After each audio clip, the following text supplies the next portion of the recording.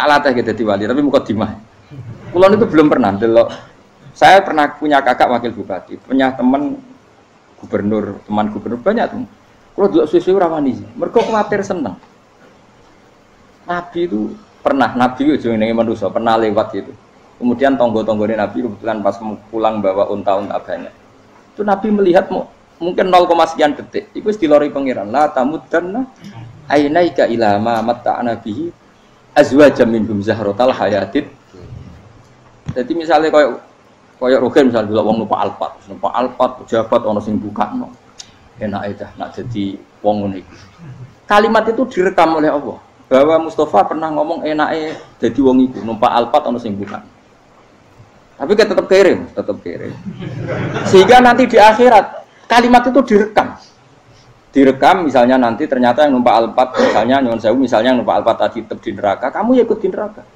Karena dia menikmati Alphard lali akhirat, kowe yo ngangen-angen kepengen seperti itu. Maka poinnya sama. Kalau pun rokok bareng. Terus ada orang sujud di musola, melarat sujud. Kowe gak pernah enake dadi wong iku. Padahal sujud itu yang menjadi orang masuk surga. Terus kowe ditakoki ning akhirat. Kowe tahu angen-angen dadi wong sujud mboten nate. Tapi kowe tahu angen-angen mewah nate. Yes, seneng ngono kira-kira gitu. Lha iku latara undal pas kue roh ilmu yakin pas wae mlebu neraka. Iki mulane tak ajari dini kiat-kiat supaya kira mlebu.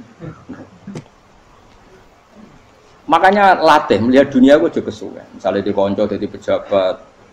Kalau nanti di keluarga pejabat sampai sekarang pun saya sering punya teman. Buat nanti kalau melihat bahwa dia pejabat. Karena saya takut dosa. Saya melihat dia seorang mukmin yang sujud, yang sholat. Saya bodoh sekali kalau melihat dia pejabat, karena itu tidak ada artinya di akhirat. Saya sampai sekarang yang saya melihat presiden orang yang mukmin, sehingga saya harus hormat.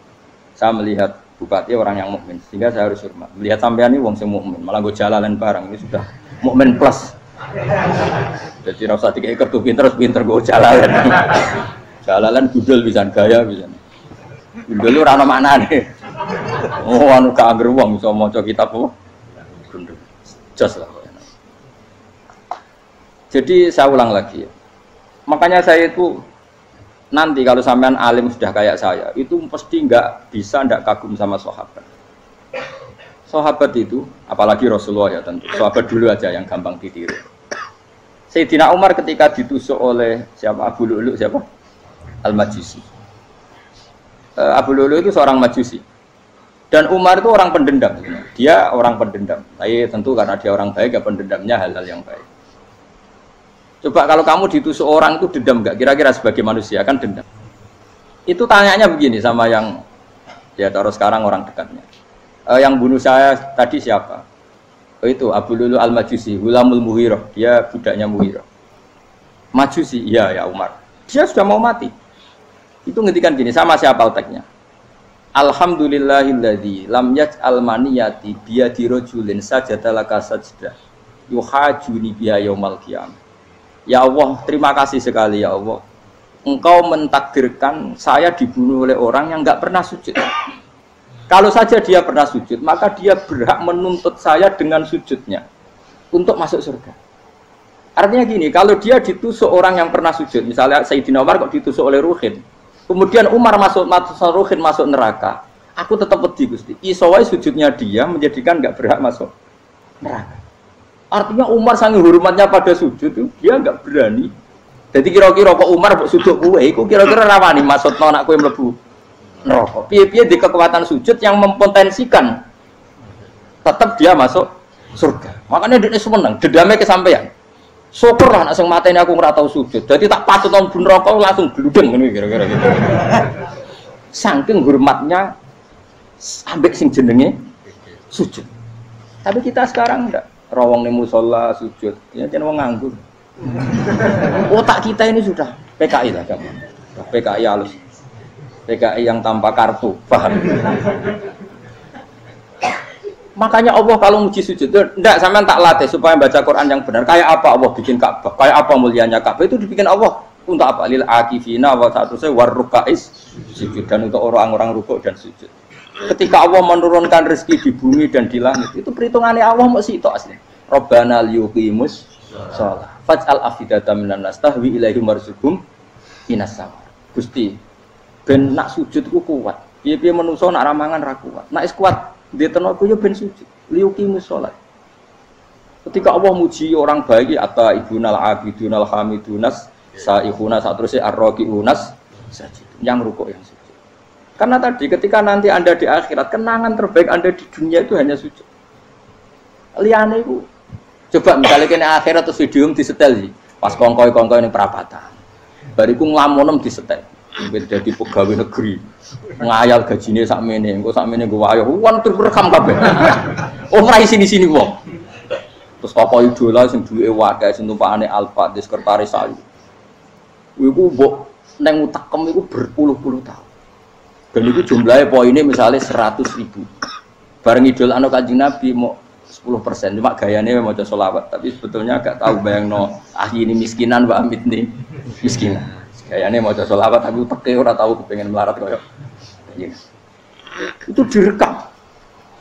Makanya dari Habib-Habib sing alim-alim niku, almar'u ma'aman ahabba, hada targhib wa tarhib. Kita ini kan sering dimotivasi mubaligh. Mubaligh itu kan saya naik dhewe nang. Pokoknya seneng Nabi swarga. Dari Habib-Habib sing alim nak ngritik, masalahnya dawe mu almar'u ma'aman ahabba. Wong dibarno wong sing diseneng. Apa kamu bisa menjamin seneng Nabi saudure seneng wong-wong itu?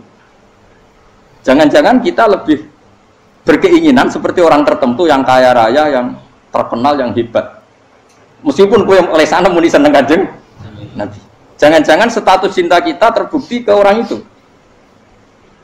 Iya toh, misalnya gambarnya pasang neng kamar. Wah. Partai wong kuasa. Terus kowe nyumbang masjid nyuwun sewu mau 50.000. Tapi bareng nyumbang untuk kemenangan orang itu 10 juta. Nyebut wong itu satu hari 100 kali, nyebut Nabi pendak salat. Bareng dihitung dipoling mbek malaikat. Disurvei buat dipoling ora roh pokoke. Dengan cara begini status senangnya orang ini ke siapa? Ya, ono pengajian sholawatan nyumbang 50.000. Nanggo pemenangan 1 juta. Diundang hayya ala sholah mlaku ngenteni komat. Tapi nak diundang acara kampanye teko ngarep sedurunge 2 jam. Dari sekian di polling, terus kadar cintamu ke siapa coba? Dari sekian indikator misal cara polling. Jangan-jangan diputuskan lebih seneng ke itu. Ya sudah almarhum aman. Apa? Makanya kata orang-orang alim almarhum apa? Orang itu terserang disenangi. Masalahnya kita tidak ada jaminan lebih seneng Nabi. Ya ora ono jaminan ya saya sampean misalnya. Hitung dhewe-dhewe ora usah meneng terus kok wedi dosa wis kadung dosa iku wis kadung. Makanya Sufyan Ats-Tsauri itu dadi wali ku mangsa mergo ibadah akeh mboten. Sufyan Ats-Tsauri gurunya Imam Syafi'i dadi wali ku sederhana. Sama tak ceritane orang-orang jadi wali dengan cara yang sederhana. Tapi kan niru copy paste ya, artinya ora apa ya KW lah. Kalau niru gak apa-apa tapi KW kebaikan. Sufyan Ats-Tsauri itu ditanya, "Kenapa kamu sedekat itu sama Allah dan Anda keramat?" Jadi resepnya begini, Pak. Saya itu belum pernah ke masjid nunggu adzan. Paling enggak setengah jam, 1 jam sebelum adzan itu saya sudah ada ke masjid. Ditanya, "Kenapa begitu?" Ketoke kok kawula sing elek, moroe ngenteni diceluk. Wis ngerti nek wayahe yak ngono iku Allah nyeluk. Misale saya punya candalem atau saya punya karyawan, tiap jam 8 itu buka toko. Nah, bayangno itu juga. Saya punya karyawan tiap jam 8 tugasnya buka. Selalu buka tokonya ngenteni tak panggil. Rohen, toko buka, siap. Tapi besok ya ngono lagi. Jam 8 buka, siap. Tiap hari gitu. Kira-kira kendaraan karyawan itu goblok apa sopan? Kira-kira enggak jawab deh. Goblok kritik jauh. Nah, Sufyan Ats-Tsauri tidak mau gitu. Wong wis ngerti nek Allah yang ngono wayahe manggil. Dadi ya anggere jam 8 wis ning kono. Dadi nek Allah hayya ala sholam pun Gusti. Hayya ala sholam pun teng mriki. Iku sudah dadi wali. Oh, iku saya buat tiru tapi KW lho. Enggak masalah, tapi ini kan resep, no. Lho mangkel lo gak kira-kira. Ana karyawan tiap jam 8 kon buka toko. Selalu marane ngenteni di panggil. Jadi wali dulu tuh punya cara muamalah sama Allah tuh luar biasa. Ya ora usah mbok tiru terus kemen dadi wali wis ra iso kadung salah. Biasa wae. Aku lah nganti saiki ya biasa wae. Aku mau masjid ngenteni meh kumat ya biasa wae. Tapi aku kan iso dadi wali lewat jalur liya lah aku ya. Jalurku kan akeh. Mulang ya mari wali, sabar ning coba ya mari wali. Jane ana jalur fikir ya mari wali kan. Tapi kan loro, fikir loro. Jadi Imam Adil ya wali, di bojo judes iku wali, masyhur. Ana wali ku barokah di bojo judes. Iku ya jalur dadi wali. Wah lebih ngeri lagi. Ngeri tenang, nanti akhirat dijak wedi. Jadi anekdote wae para suami takut istri silakan baris sing wis baris sing wedok. Pak rene lho tetep moro-moro. Wong wedi bojo kegawa ngantine akhirat bahaya, you know. Yes. Bahaya mudi bojo nganti kegawa napa? Teng akhirat. Masyhur jadi cerita-cerita wali wis. Ya saya ulang lagi ya. Latih, meskipun dari kecil latih. Makanya kamu tahu kenapa Quran itu kalau ngendikan sujud kayak gitu spesial. Balillah fa'bud wa kum minas syakirin. Jadi meskipun kita di dunia umumnya orang saya makan, saya minum. Saya juga punya istri, punya keluarga, punya apa. Tapi saya belum pernah melihat anak saya itu sebagai anak saya. Saya kalau melihat anak saya ini teman sujud saya, nanti yang meneruskan sujud saya. Saya tenan kulon bolak-balik ditanya istri saya dan agak-agak marah. Gus Pak, kenapa kamu hormat sama anak sampai gitu? Kalau nanti manja gimana? Kalau terlalu manja, saya bilang itu udah anak saya. Itu nanti yang meneruskan sujud saya, meneruskan rukuk saya. Saya nanti pasti mati dan saya butuh di bumi selalu ada yang sujud sama Allah. Dan itu yang paling dalam otoritas saya itu anak saya. Orang lain itu enggak dalam otoritas saya. Jika kita melihat anak itu ini penerus sujud saya, penerus rukuk saya. Kita enggak sudah duniawi sekali. Rumah tanah anak tua ben di rumah kapitalistik PKI lah pikiran yang ngono Cina yang ngono mau fasek-fasek neng dalan yang ngono kowe nggawa jalalan ngalor itu PKI ngono. Jadi dulu itu kalau para nabi donga fahab li milladun kawaliya yarithuni wa yarithu min ahli Yakub, seorang turunan yang meneruskan tradisi sujud, tradisi. Sehingga ulama-ulama dulu kalau dongakno anake ya min ahli sujud, wa min ahli Al-Qur'an, wa min ahli sunnah napa? Enggak apa-apa kowe seneng donya gak apa-apa. Ora usah tak warai wis seneng dhisik. Paham? Dadi iki ora usah cara Gus Bak ra apa-apa. Ora usah tak arani ra apa-apa wis mbok lakoni. Makanya kula suwun sangat. Sujud itu luar biasa. Nanti kamu di akhirat kenangan terbaik Anda di dunia adalah pernah apa? Sujud. Bayangkan kalau itu jadi orientasi Anda. Anda berpolitik, cek melok partai Gerindra, cek Golkar, cek PDI supaya jadi penyuara sujud tidak dilarang di Indonesia karena umat Islam mayoritas. Saking mayoritasnya sampai pejabat rasolat rawani. Kalau pejabat rasolat bakal dipilih. Itu berarti kamu berpolitik niat bikin satu pressure supaya standar orang benar adalah sing nopo sujud itu ya benar. Kok yang kaya kerja biar bisa beli tanah untuk masjid. Yang orang miskin ikut menopang supaya masjid itu berdiri. Semuanya orientasinya menuju apa? Sujud. Jadi tidak sujud itu harus jadi wong khusuk sing goblok terus sujud terus.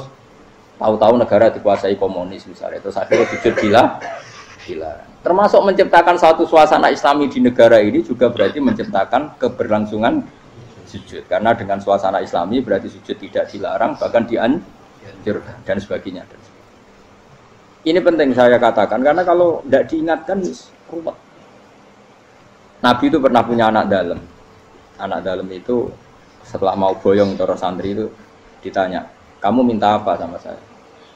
Ya Rasulullah kasih waktu 1-2 hari mau saya pikir. Karena yang menanyakan orang yang sayyidul awalin wal akhirin setelah sekian 2 hari, minta apa kamu? Jaluannya gak tanggung-tanggung. As'aluka murafaqataka fil jannah. Saya minta jadi temanmu di surga. Oh Nabi kaget tuh. Kok kalian diwarai wong? Mboten nanti sing mati. Nabi, kok nang diwarai wong ndak ya. Terus, kenapa kamu minta itu? Kata tadi, kalau saya minta dunia itu nanti zailah, dunia itu pasti hilang, faniyah pasti hilang. Maka yang abadi adalah saya jadi temanmu di surga. Tapi apa kata Rasulullah Jabir? Fa'inni ala nafsika bikasrotis sujud. Ya sudah kamu bantu saya, kamu memperbanyak sujud. Kayak apa? Nabi pun mintanya fa'inni ala nafsika bikasrotis sujud. Saya bantu untuk menolong diri kamu memperbanyak apa? Sujud. Makanya di pertama surat turun itu ada wasjud. Kamu bersujud dan kemudian mendekatlah kepada Allah. Tapi sekarang enggak. Karena kita kena hijab duniawi, mitra penting, semuanya penting, dan semuanya penting itu makna di hati kamu adalah hadun. Bahkan ngidolakno kiai perkara hadun nafsu, wae nak dadi kiai gede. Wah, teko ditolak al-badru. Wale napu pidato MC ne muni Saiful Fadilah wal Karomah, mbah sauni-unine MC. Bariku disangoni dihormat. Tekan muji ulama wae dari segi dun. Ya, bariku iso wayo akeh macam-macam. Utek nek selek, tekan muji ulama wis dari segi. Makanya saya ini termasuk ulama. Kalau kan saya ngebis biasa. Kalau jarang kerso di panggungnya seneng dulu. Supaya semua ulama udah dipandang secara apa? Dunia. Saya sampai sekarang ngedus anak kulo biasa. Teng pasar gitu biasa. Kalau marung teng pasar mangan gitu biasa. Nak seneng kulo ben atas nama wong alim karena apa? Kalau kita terlalu menikmati dunia, lama-lama orang seneng ulama juga dari sisi dunia. Keren dadi kiai teko disualami dicucupi munggah. Ya enggak apa-apa itu enggak dosa sebenarnya, tapi takut saya utek elek-elek ini ngidolakno perkara duniawi, show-nya itu lho, Pak. Jadi ngene tak pikir teko ngaji bar wis warmu paham karepmu ora karep. Mulan ngarep ngaji karepmu. Mesti rugi kowe ya, aku tenang ae aku. Ben orang itu latihan ikhlas, napa? Latihan. Kalau kadang gitu protes bet yang dia. Gus, jenengan sekali-kali nak tidak tak derekno ke umum. Aku itu tidak mengharamkan itu, meneh kula dereng tuwa. Dereng haji malah turun, topa meneh.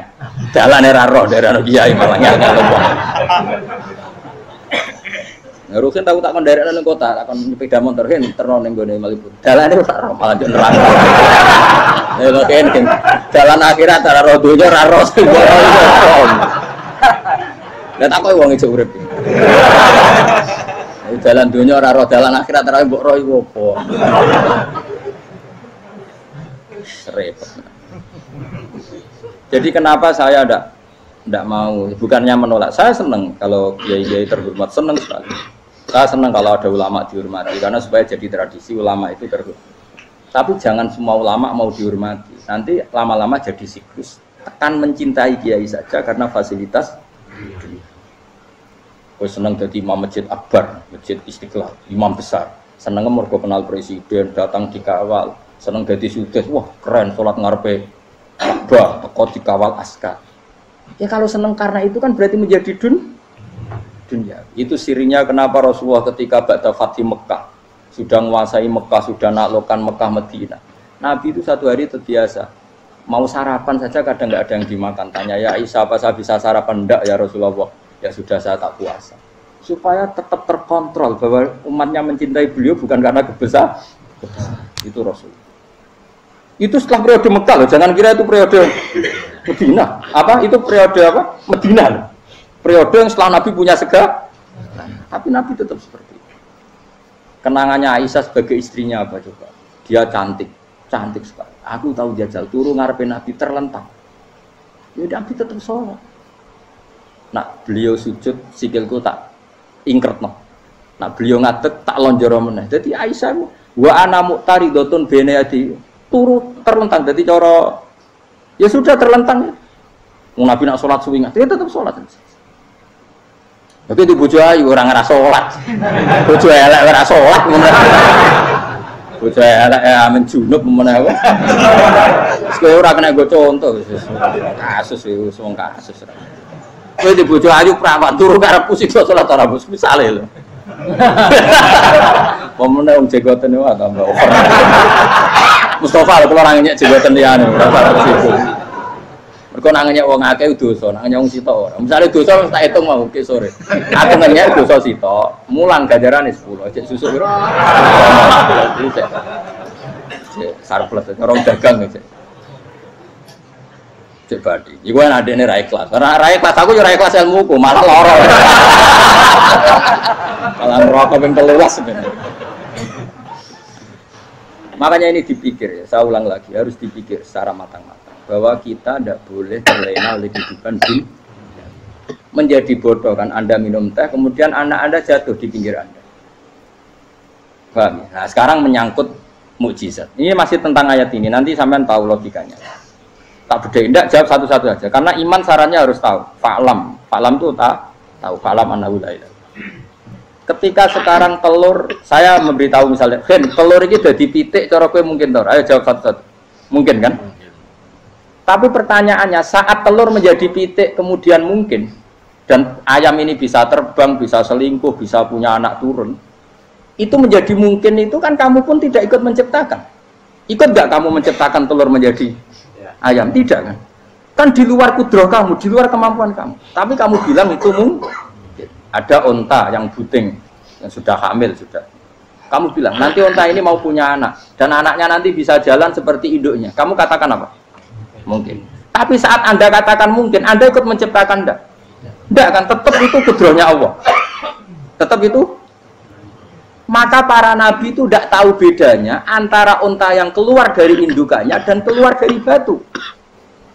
Itu syaratnya jadi nabi, syaratnya jadi wali. Nah, saya kira ono nabi.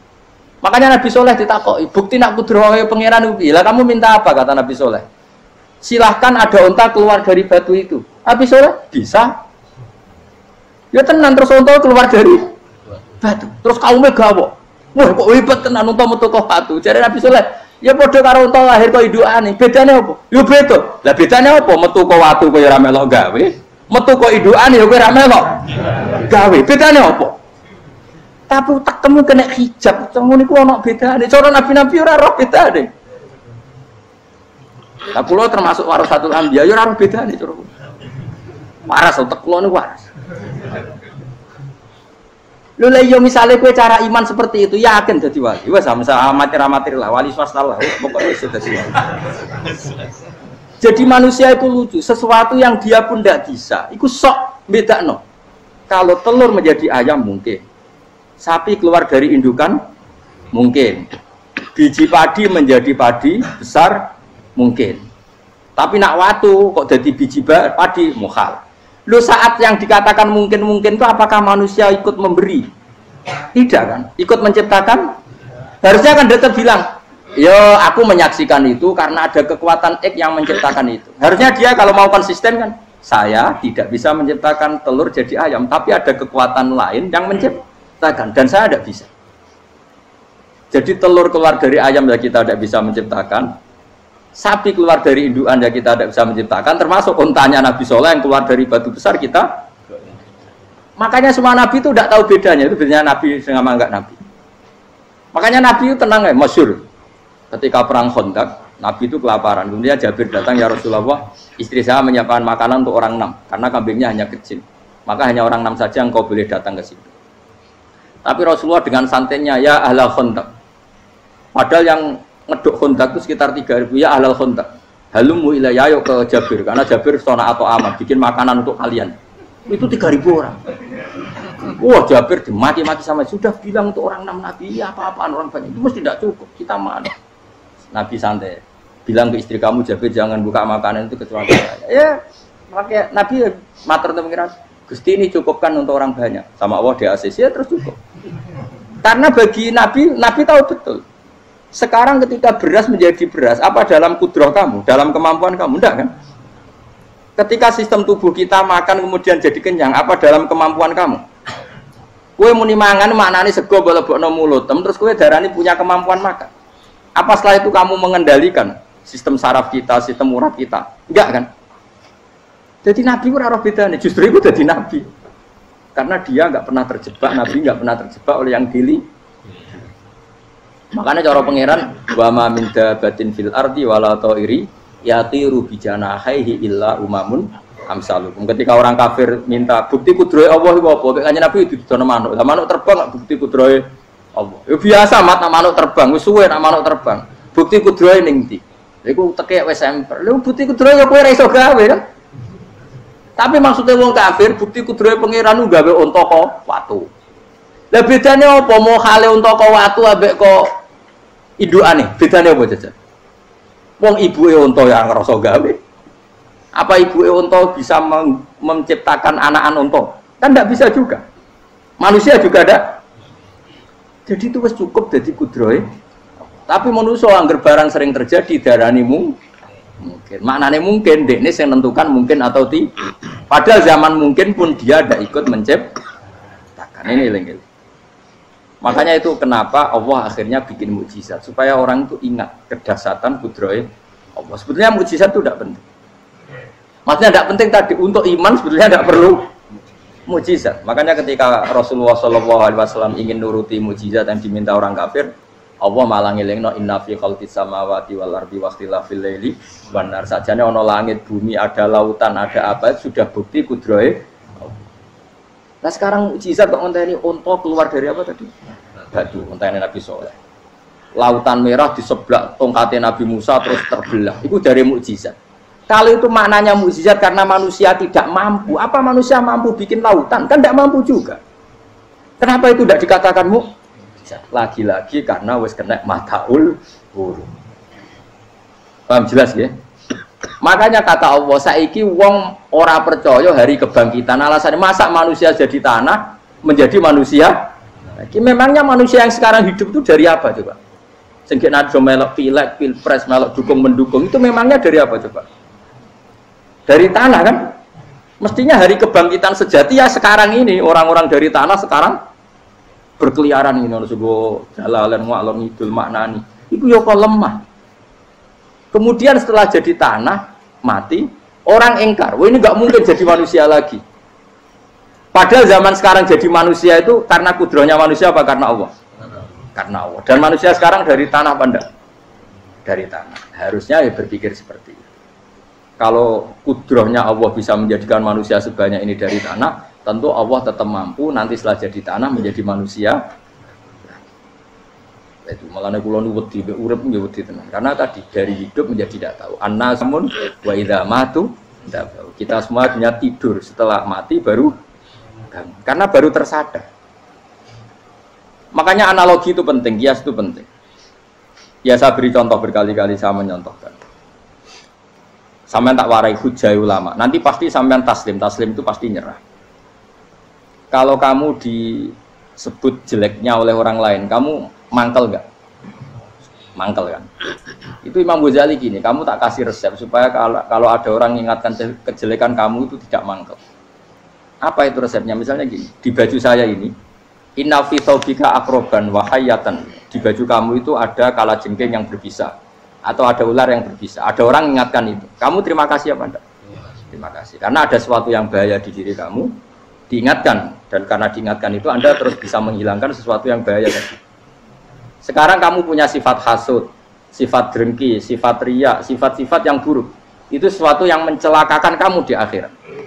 Kemudian ada orang mengingatkan itu, harusnya kan kamu matur nuwun karena sifat yang buruk kamu diingatkan, kemudian kamu berusaha Wong diingatkan ada kalajengking yang hanya madorot di badan kamu saja kamu terima kasih. Ini diingatkan ada hasud dengki yang madorotnya dunia akhir, kamu tidak terima kasih.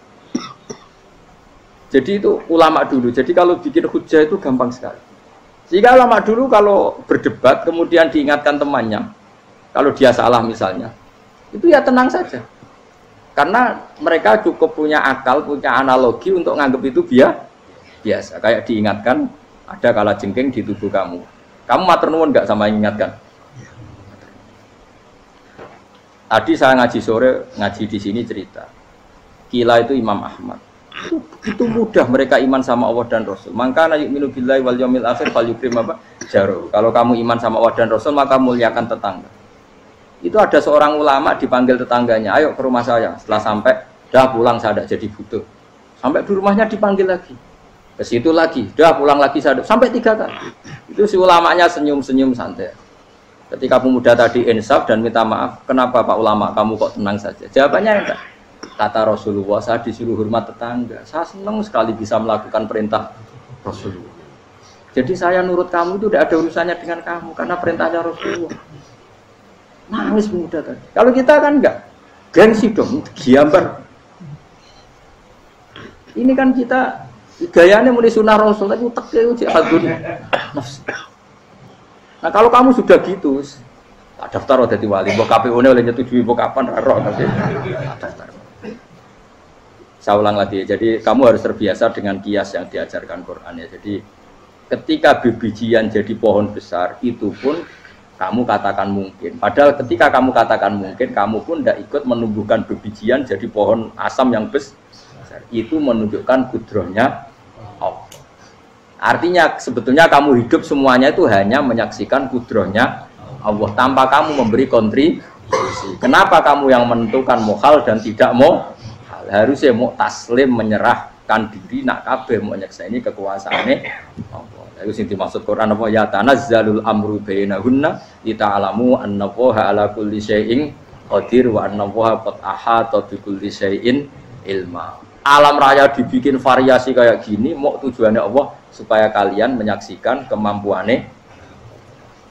Warna jelas ya. Makanya ketika ada pangeran, ketika bumi yang sudah mati tak hidupkan dengan hujan, begitulah kadzalikan nusyur. Ya kira-kira seperti itu proses sesuatu yang mati menjadi hidup lagi.